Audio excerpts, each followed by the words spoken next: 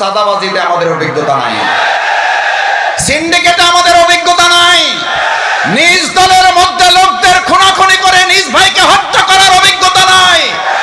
নামাজ চলতেছে এই অবস্থার অপেক্ষা না করে নামাজরত অবস্থায় যেই দল তার কর্মীকে হত্যা করে সেই দল বাংলাদেশে নির্বাচন করে বিজয়ী দূরের কথা রাজনীতি করার অধিকার থাকতে পারে না।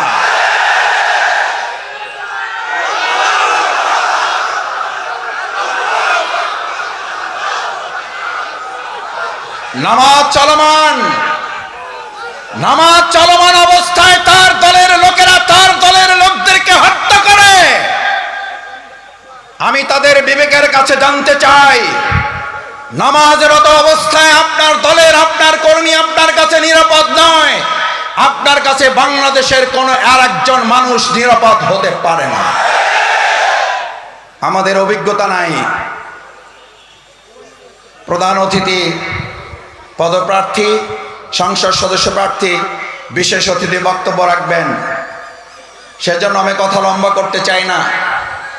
আমাদের অভিজ্ঞতার ঘাটতি আছে, কিন্তু আলহামদুলিল্লাহ আল্লাহর মেহেরবানি আমাদের দুজন মন্ত্রী 3টা মন্ত্রণালয় চালিয়েছেন।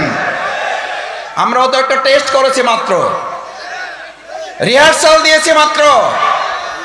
এই রিহার্সালে 2 জন মন্ত্রী 3টা মন্ত্রণালয় চালিয়ে ঘোষণা করেছিলেন 2 টাকার দুর্নীতি প্রমাণ করতে পারলে জামাত ইসলামীর সাধারণ সহযোগী সদস্য পদ থেকে অব্যাহতি নেব। আমি তাদের কাছে জানতে চাই, আমাদের এই 3টা মন্ত্রণালয় পরিচালনার অভিজ্ঞতা গোটা পৃথিবীর কাছে সমাদৃত হয়ে আজ বিশ্ববাসী কূটনীতিকরা জামাত ইসলামের পাশে এসে দাঁড়িয়ে আহ্বান জানিয়েছে, জামাত ইসলামীকে বাংলাদেশে তারা কাজ করতে আগ্রহ প্রকাশ করেছে।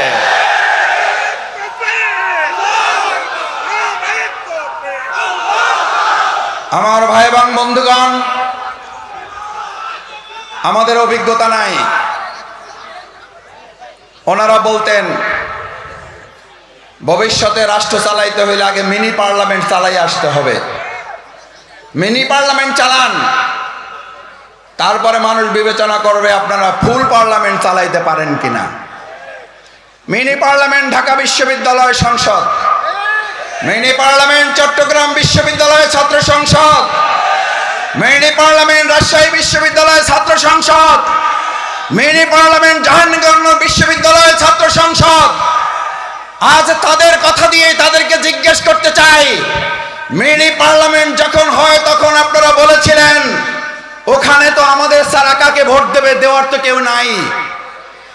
যেখানে বলেছেন আলহামদুলিল্লাহ আল্লাহ রাব্বুল আলামিন তার অশেষ মেহেরবানি দিয়ে ফুল পার্লামেন্ট 4টা বিশ্ববিদ্যালয় আমাদেরকে আল্লাহ দান করলেন।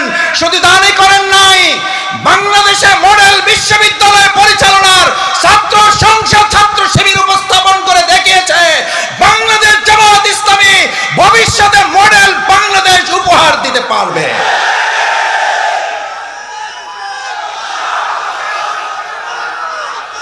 আপনাদের বক্তব্যের মধ্য দিয়েই, আপনাদের যুক্তিতেই নির্বাচন ছাড়াই বাংলাদেশ জামাত ইসলামীকে এবার জনগণের কাছে দিয়ে দেওয়া উচিত। ভাই, আমরা বলেছিলাম ঢাকা বিশ্ববিদ্যালয় যারা চালাবে তারা বাংলাদেশ চালাবে। ঢাকা বিশ্ববিদ্যালয়ের ছাত্র শিবির চালাচ্ছে, বাংলাদেশ জামাত ইসলামী বাংলাদেশ জনগণের সমর্থন নিয়ে চালাবে।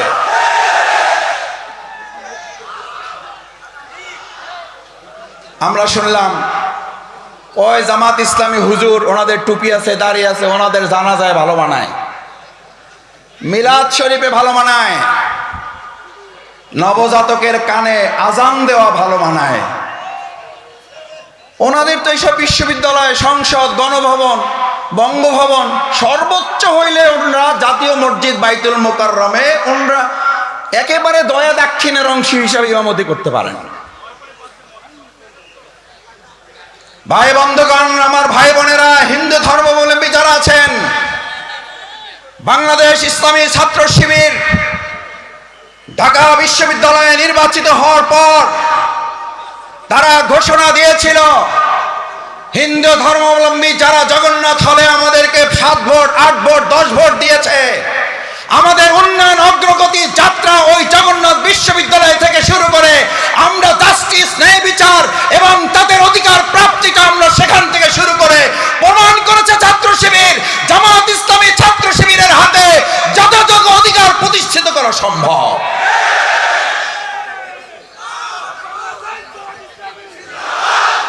সম্মানিত ভাই এবং বন্ধুগণ, ঢাকা বিশ্ববিদ্যালয়ে ছাত্র সংসদ নির্বাচিত হওয়ার পর বলা হলো ওই আমরা জানাজা, আমরা মিলাদ শরীফ, আমরা নবজাতকের কানে আজান দেওয়া পর্যন্ত আমাদের দায়িত্ব শেষ। ওনারা নির্বাচিত হয়েছে, চালাইতে পারবে না।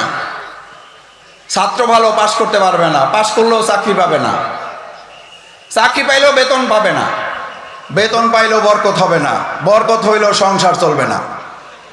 যুক্তির আর কোনো শেষ নাই। বললো ভোটই দিতে পারবে না, আমাদের ছাড়া ভোট দেবে কারে? পাশ করলো, বললো পাশ করে টিকতে পারবে না, বলে টিকতে পারবে কাজ করতে পারবে না, বলে কাজ করতে পারবে সামনে আগাইতে পারবে না। আমাদের মিনি পার্লামেন্টে আমরা দেখিয়েছি সিন্ডিকেট, মাদক, গণরুম, ভয়ের রাজনীতি এবং সেখানে মেধার পরিবর্তে সন্ত্রাসের ঝঞ্ঝানির পরিবর্তে আজ ঢাকা বিশ্ববিদ্যালয় একটা টু শব্দ পর্যন্ত সেখানে সংগঠিত না হওয়া, রাজশাহী বিশ্ববিদ্যালয় একটা বিজয় মিছিলে কোনো ঝামেলা না হওয়া, আমাদের চট্টগ্রাম বিশ্ববিদ্যালয় বিজয় মিছিলের পরিবর্তে কান্নার রোল পড়ে যাওয়া প্রমাণ করে আগামী দিনের বাংলাদেশ জামাত ইসলামী এদেশের 20 কোটি মানুষকে সাথে নিয়ে একটা ঐক্যের ভিত্তিতে বাংলাদেশ পরিচালনা করবে।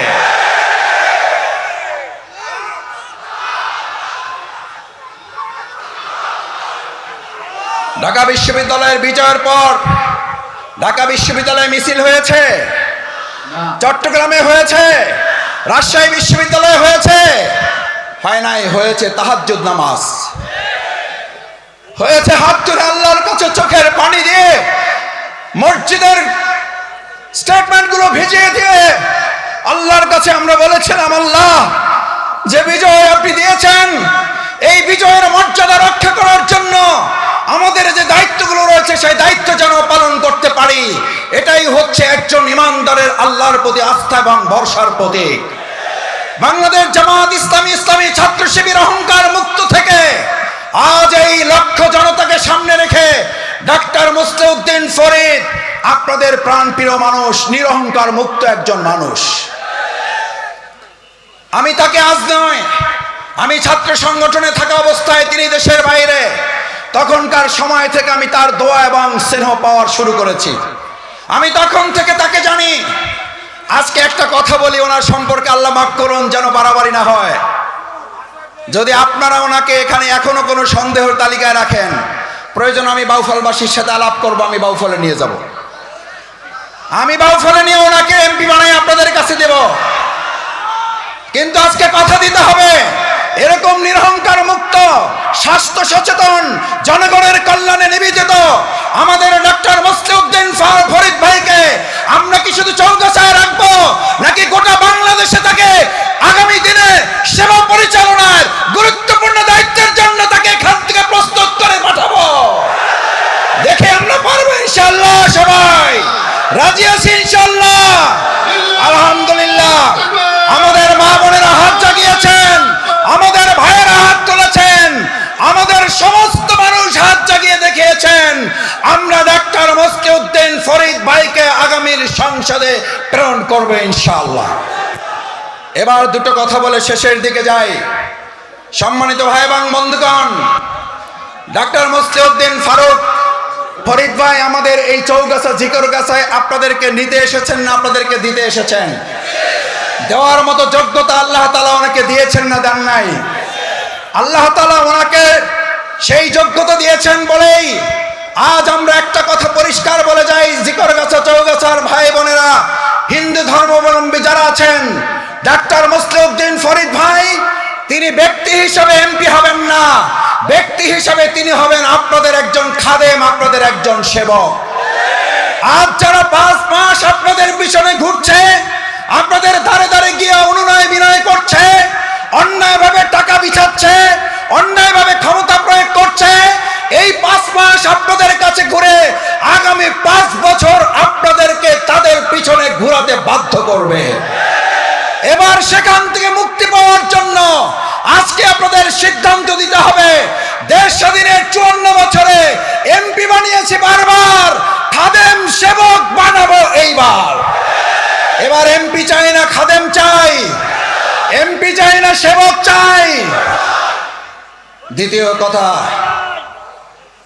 কথা, এবার আমরা ব্যক্তি ডাক্তার মসলিউদ্দিন ফরিদ ভাইকে সংসদে পাঠাবো না, উনি ব্যক্তি যাবেন।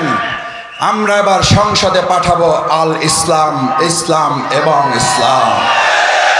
এবার ইসলামের ভিত্তিতে 2024 সালের জুলাই আগস্টে যে তরুণ যুবকরা স্লোগান তুলেছিল উই ওয়ান্ট জাস্টিস, এই তরুণেরা এখানে আছে, তারিক বিন জিয়াদের অনুসারীরা আছে, মুহাম্মদ বিন কাসিমের অনুসারীরা আছে, প্রিয়নবী মুহাম্মদুর রাসূলুল্লাহ সাল্লাল্লাহু আলাইহি ওয়াসাল্লাম তারুণ্যের হিলফুল ফজল গঠনের সেই যৌবনের শক্তির লোকের এখানে আছে। আমি তাদের কাছে জিজ্ঞেস করতে চাই, উই ওয়ান্ট জাস্টিস একমাত্র ন্যায় বিচার দিতে পারে যেই সংগঠন, যেই দল, যেই ইসলাম, সেই ইসলামের ভিত্তিতে এবার সবাই মিলে ঘরে ঘরে আওয়াজ তুলে দাঁড়িপাল্লার বিজয় নিয়ে আসা পর্যন্ত রাজপথে, ময়দানে, প্রান্তরে ছুটে যাওয়ার জন্য রাজি আছি কারা? আমার ভাই এবং বন্ধুগণ, আসুন, বাংলাদেশ জামাত ইসলামী এবার এমপি বানাবে না। বাংলাদেশ জামাত ইসলামী এবার আপনাদের কাছে একজন সেবক, একজন খাদেম উপহার দিতে চায়। বাংলাদেশ জামাত ইসলামী এবার ব্যক্তিকে সংসদে পাঠাতে চায় না। বাংলাদেশ জামাত ইসলামী এবার এক ইসলামকে আমরা সংসদে ক্ষমতায় আছে এটা দেখে মৃত্যুবরণ করতে চাই। হিন্দু ধর্মাবলম্বী যারা আছেন, আসুন, ইসলাম প্রতিষ্ঠিত হলেই কেবলমাত্র মানুষের অধিকার প্রতিষ্ঠিত হতে পারে। আল্লাহ সুবহানাহু ওয়া তাআলা সেজন্য হুদাল লিন-নাস কোরআনে বর্ণনা করেছেন, উনজিলা ফিহিল কোরআন, এই কোরআন নাজিল করা হয়েছে শুধু মুসলমানদের জন্য নয়, গোটা মানব জাতির জন্য। তাই আসুন, আজ মা বোনের এখানে যারা এসেছেন, সুমাইয়া রাদিয়াল্লাহু তাআলা প্রথম শাহাদাত বরণ করে আমাদের কাছে নজির রেখে গেছেন। আমাদের ভাইদের পাশাপাশি রাসূল সাল্লাল্লাহু আলাইহি সাল্লামের সেই তলোয়ারের যুদ্ধে, সেই তীর ধনুকের যুদ্ধে তারা যেমন পানি নিয়ে পাশে দাঁড়াতো, চিকিৎসা সামগ্রী নিয়ে পাশে দাঁড়াতো, আজ আমাদের মা বোনেরাও এখানে পাশে এসে দাঁড়িয়েছেন। এই বিজয় আল্লাহ ছাড়া কেউ ঠেকাতে পারবেন না। সেই আহ্বান জানিয়ে কাঁধে কাঁধ মিলিয়ে আমরা জিকরগাছা এবং এখানকার সমস্ত অঞ্চলের মানুষদেরকে একত্রিত করে ঐক্যবদ্ধ একটা জিকরগাছা করে তোলার, চৌগাছা করে তোলার আহ্বান জানিয়ে আমার কথা শেষ করছি। আল্লাহ হাফেজ।